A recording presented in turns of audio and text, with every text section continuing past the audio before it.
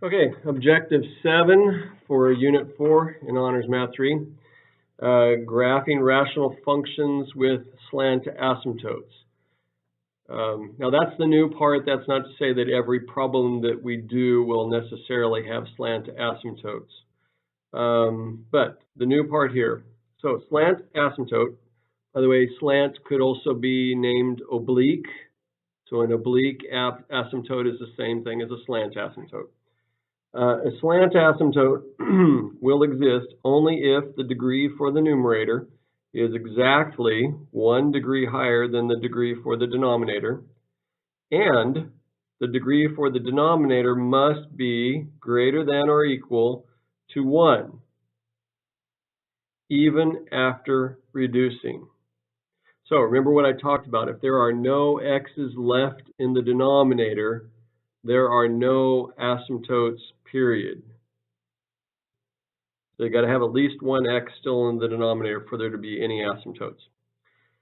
If this is all true, then we find the slant asymptote, SA for short, by division. And you do not need to worry about the remainder. Okay, let's do some sample problems here. So let's say we have f of x equals x squared plus x minus 12 all over x plus 2. Now, if things factor, it's good to see factored form, because if it reduces, we need to see if it reduces. There's a hole in the graph if it reduces. So, for example, the x squared plus x minus 12, that factors as x plus 4 times x minus 3, and the denominator is x plus 2. Does it reduce? No, it does not reduce. So, vertical asymptotes, we have a 0 in the denominator, a real 0 in the denominator, so x equals negative 2. Does the limit exist as x goes to infinity? No, it's top-heavy. So the horizontal asymptote, there is none. The slant asymptote, is this a situation for slant? Well, the degree in the numerator is exactly 1 higher than the degree in the denominator, and we do have x's in the denominator, so yes, there will be a slant asymptote for this particular problem. How do we find it? We find it by division. Now, I did not specify what type of division. If you can do synthetic, I would suggest do synthetic. If you have to do long division, then do long division. Okay, now, we're dividing by x plus 2. That's x plus 2 to the first. So I can do synthetic. So negative 2 in the box, 1, 1, negative 12. It's all set up. Okay, and so 1, negative 2, negative 1, 2, negative 10. But what did I say about the remainder? I said you don't have to worry about it at all. Okay, this is remainder, so we're not worried about the remainder. Okay, so where is the slant asymptote? Well, let's remind ourselves what this is. We started with x squared plus x minus 12. I divided by x plus 2, so this would go from a second degree to a first degree. This would be x minus 1. Now, it is a slant asymptote, a slant line. So, well, vertical lines are x equals, but isn't every other type of line y equals? Yes. So the slant asymptote is y equals x minus 1. So there are the asymptotes for this particular problem. Okay, let's try another one. Number 2. So number 2, we've got y equals 2x squared plus x minus 6 all over x plus 2. Okay, so again, I think it's a good idea to go ahead and double check. Make sure whether or not the function reduces or not. So the 2x squared plus x minus 6, Looks like we might be able to factor it. We can't always factor these, at least not over the integers. It only reduces if you have a factor of x plus 2. So I'm going to use that and see if that works. So 2x and 1x, and I would need the 2 away from the 2x anyway. So let's see, that means this would be a 3. Let me see. So how about x plus 2 and 2x minus 3? Does that work? Yes, that works. So it's factored. Does this reduce? Yes, it does reduce. And so we have a whole at x equals -2. Specifically -2, comma, and if I plug in the -2 into the reduced equation, we have -4 minus 3, -2, comma, -7. There's a hole at -2, -7. Now, do we have any x's left in the denominator once I'm reduced? No. So what does that tell me about asymptotes? There are none. There are no vertical, there are no horizontal, and there are no slant asymptotes. It's just the equation of a line, y equals 2x minus 3, with a hole at the point -2, comma, -7. Okay, now, that's just finding the asymptotes. Let's actually follow through and do the graph of one of these. Okay, so let's say that we've got, we're gonna go ahead and do the sketch here. Sketch, label the intercepts,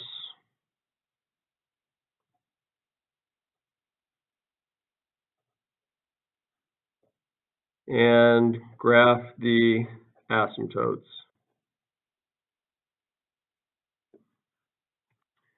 Okay, so problem number 3, g of x equals x squared minus 5x plus 4, all over x minus 2.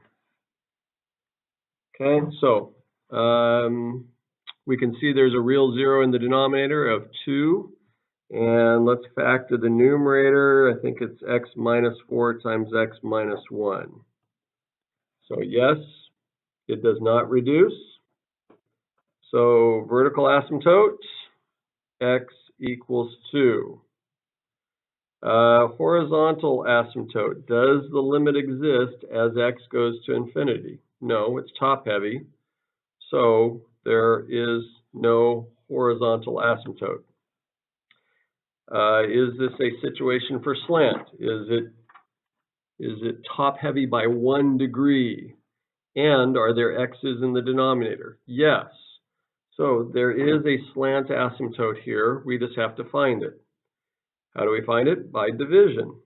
So, and I'm dividing by x minus 2 to the first. So yes, we can go ahead and do synthetic division. So 2 in the box, 1, -5, 4.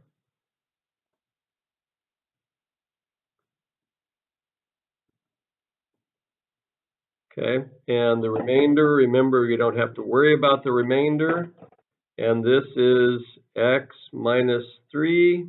And so our slant asymptote is y equals x minus 3.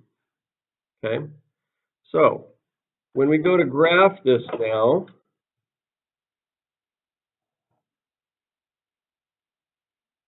when you have a slant asymptote, a lot of times we end up having to do the vertical asymptote up higher or down lower. So x equals 2.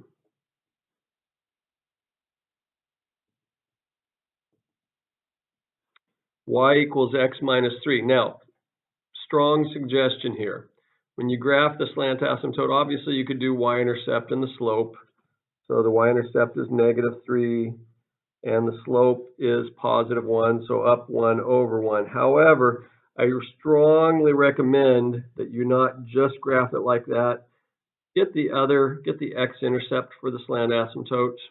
So if I plug in 0 for the y, wouldn't x equal 3? Now, why do I recommend that so much? because I've seen students not be real accurate with where it's crossing the x-intercept or where it's crossing the x-axis. And because of that, then when we do the x-intercepts for the function, then you might have it on the wrong side of the slant asymptote. So, strongly recommend that you graph the slant asymptotes by their x and y intercept.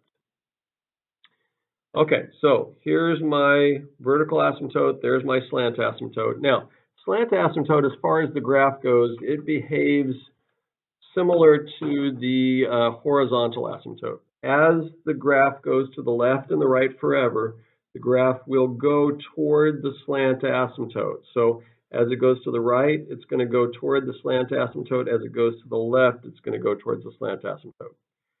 Still, the graph never ever touches or crosses the vertical asymptote, and there's always one more piece of graph than there is vertical asymptote. So, two pieces of graph, one on the left side and one on the right side. Okay. Now, x-intercepts, y-intercepts, yes, let's do that. So, x-intercepts works exactly the same way as when we were doing the horizontal asymptotes. So if I plug in 0 for the y, focus in on the numerator, 4 and 1. And again, the multiplicity, if it bounces or crosses appropriately, all that kind of stuff. So 4, 0. Now 4, 0 is on the right-hand side of the slant asymptote there. And 1, 0 is on the left-hand side of the vertical asymptote. Okay. Now, how about the y-intercept? Well, the y-intercept, if I plug in 0 for all the x's, we get 4 over -2, so 0, -2. Okay, so I've got my y-intercept here, I've got the x-intercept there, the multiplicity is 1, it goes through, it doesn't touch or cross the vertical asymptote, so it looks to me like I'm starting up high, I'm going through, and as I go to the left, I go toward the slant asymptote.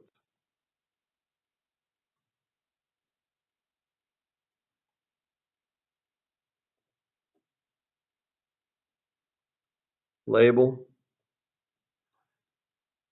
Okay, now, over here on the right-hand side, again, the multiplicity is 1, so I have to go through. As it goes to the right, it goes to the slant asymptote. So I have to be crossing and going towards the slant asymptote. So doesn't that indicate I'd need to be coming from down low, close to the vertical asymptote?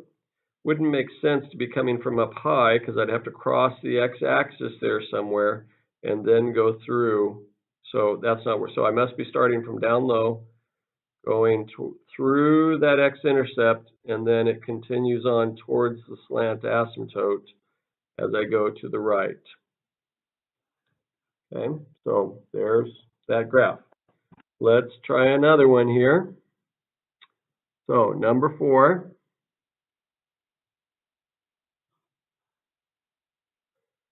Okay, so number 4, let's say we have h of x is equal to x cubed minus 1 all over x squared minus x minus 6.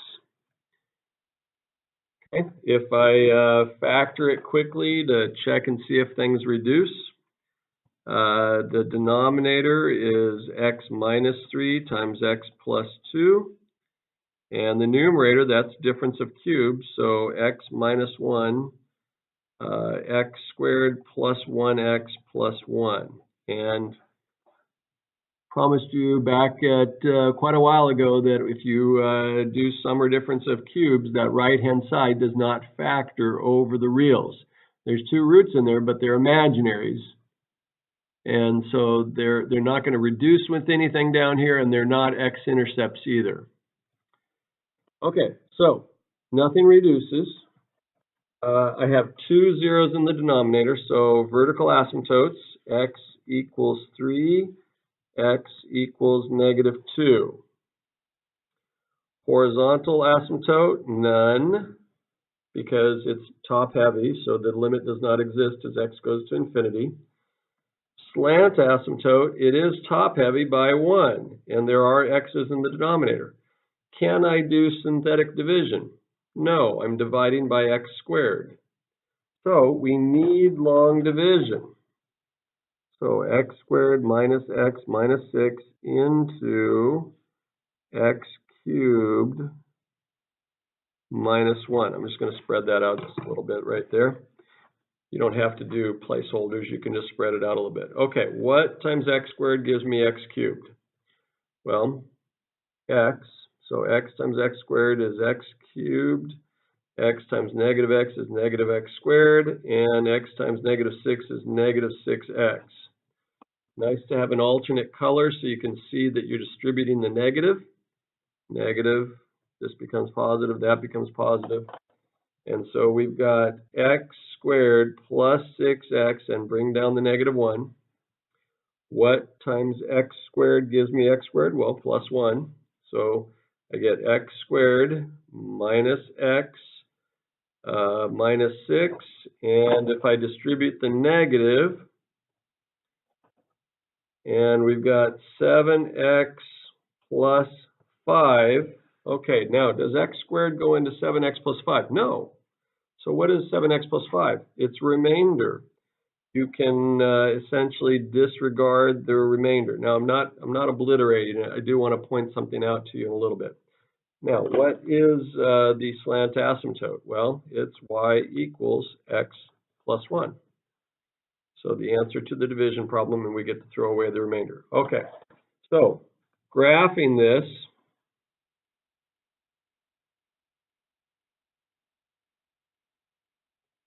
vertical asymptotes, x equals 3.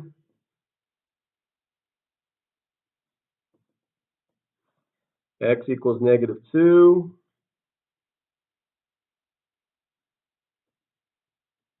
And y equals x plus 1. So y-intercept is 1. And if I do the x-intercept, like what I was talking to you guys about, if I plug in 0 for the y, I get x equals -1.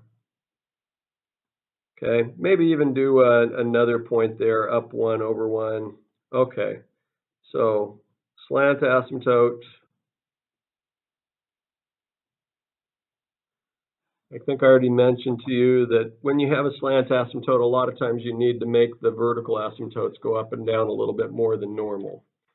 Okay, 2 vertical asymptotes, there will be 3 pieces of graph. Something out here to the left, something in the middle, and something out here to the right. Okay, the x-intercepts, if I make y equals 0, I have an x-intercept at 1. So x-intercept 1, 0.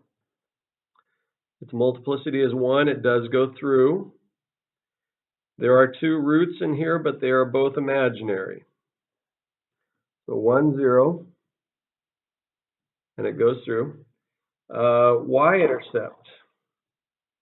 Y-intercept, if I plug in 0 for the x's, we get -1 over -6, which is positive 1/6.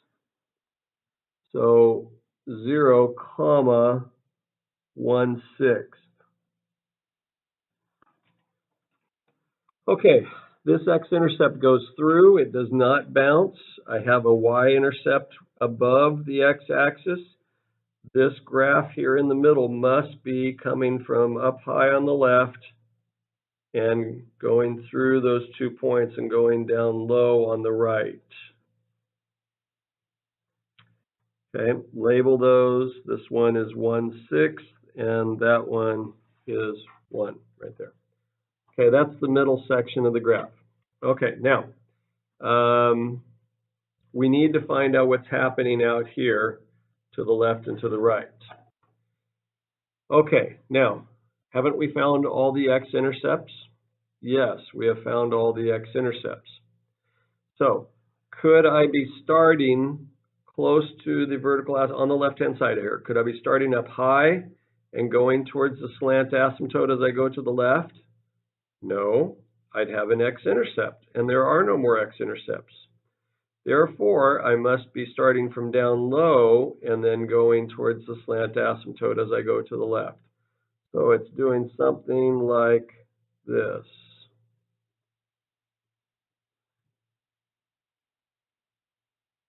Now, in similar reasoning, here on the right-hand side, could I start from down low next to the vertical asymptote and go toward the slant as I go to the right?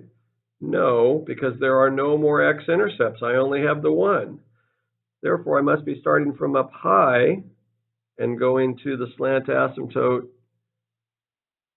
as I go to the right, like that. And there's my graph. Okay, I would like to do one last problem with you here. Now, all the problems I've been working with in this notes are dealing with the slant asymptotes. That's not to say that every problem on the assignment will be a slant asymptote type of problem. But I've already done those notes, so I'm focusing on the new stuff. Okay, so let's say we have this function, y equals x to the third minus 3x squared plus 4 all over x squared minus 2x plus 1. Now, just to save a little bit of time, I factored things, and so the numerator factors as x plus 1 times x minus 2 times x minus 2, or in other words, x minus 2 quantity squared.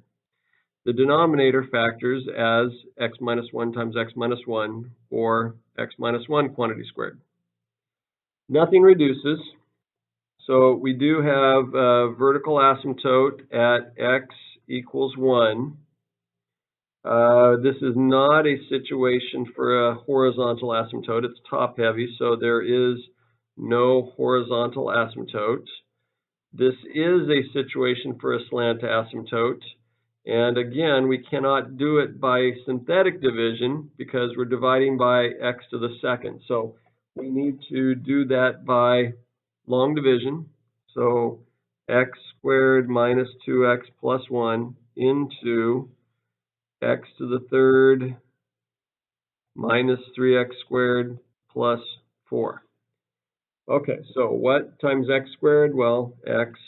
So I get x to the third minus 2x squared plus x. And a different color so I can see the fact that I distributed the negative. And we get negative x squared minus x plus 4. So what times x squared? Well, negative 1.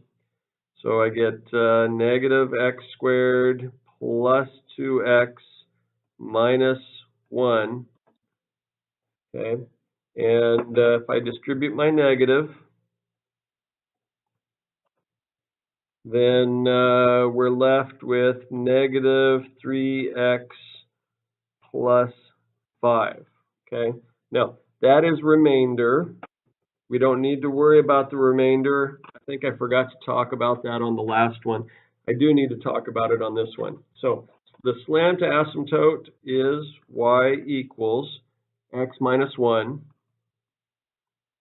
Okay, so there are the asymptotes. Now, by the way, when the test comes around next week, there will be some problems. All we ask you for are the asymptotes. And so this would be an example of, there's a whole page of problems like this. They just ask you what are the asymptotes. So vertical asymptote, horizontal asymptote, and slant asymptote. And if there aren't any for that one, you need to write none or something along those lines so that we understand that you know that there aren't any of that type of asymptote for that particular problem. Don't just leave it blank. Okay, so sketching the graph here.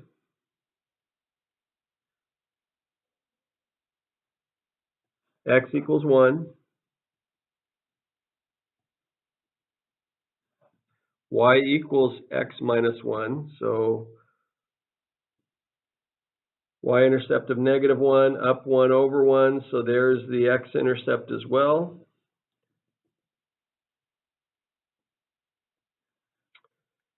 Okay, if we look for x-intercepts, we have x-intercepts at -1 and +2.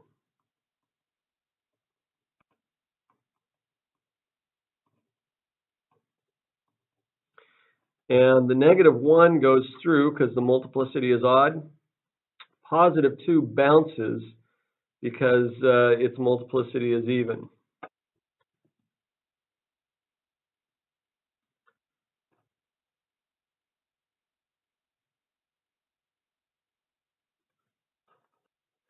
Okay, so let's get the y-intercept as well. The y-intercept, if I plug in 0 for all the x's, we're left with 4/1. So 0, 4.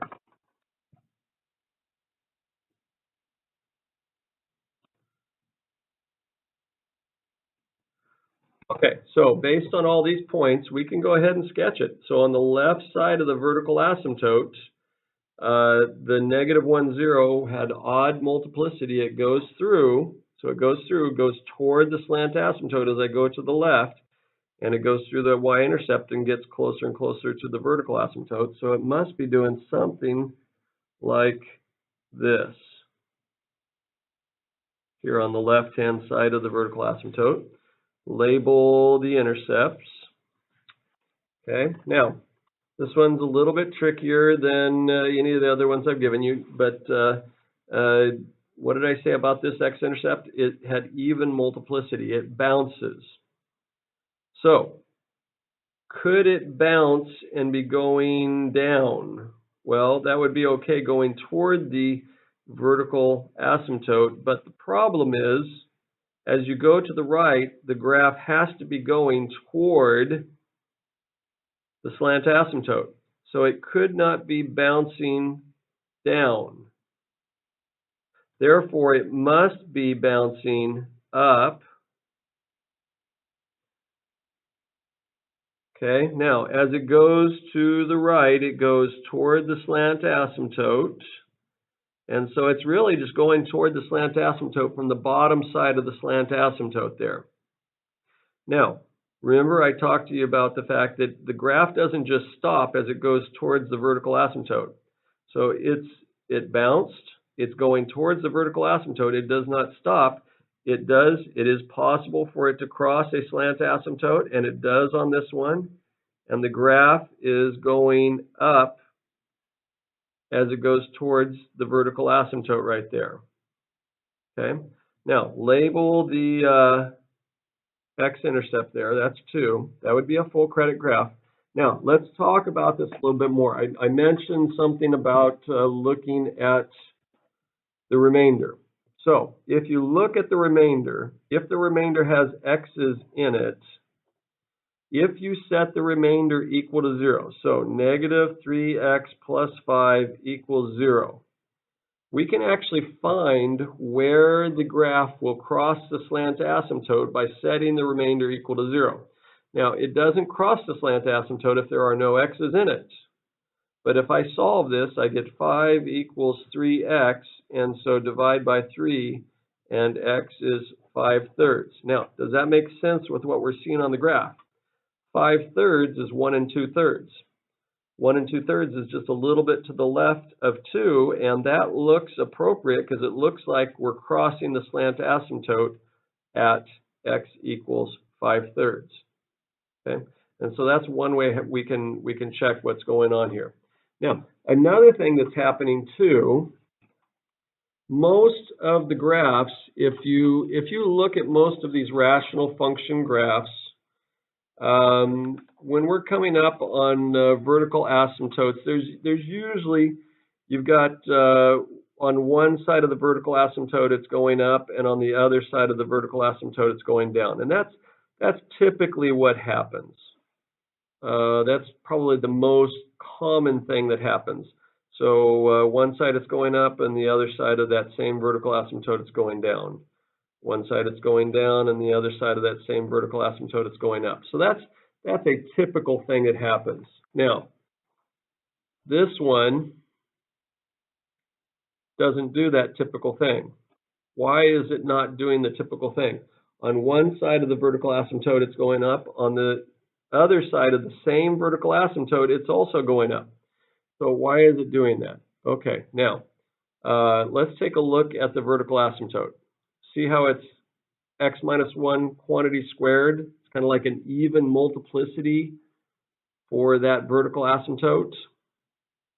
Anytime you have an even multiplicity for a vertical asymptote, you're going to get them going both in the same direction, either both going up on either side of the vertical asymptote or both going down on either side of the vertical asymptote. Now don't focus on that part, but that is just kind of a handy thing to keep in mind. Much like if the remainder on the slant asymptote has x's in it, you can check to see where it's crossing the slant asymptote. It's not a critical thing, but it's just kind of a handy thing to be able to check.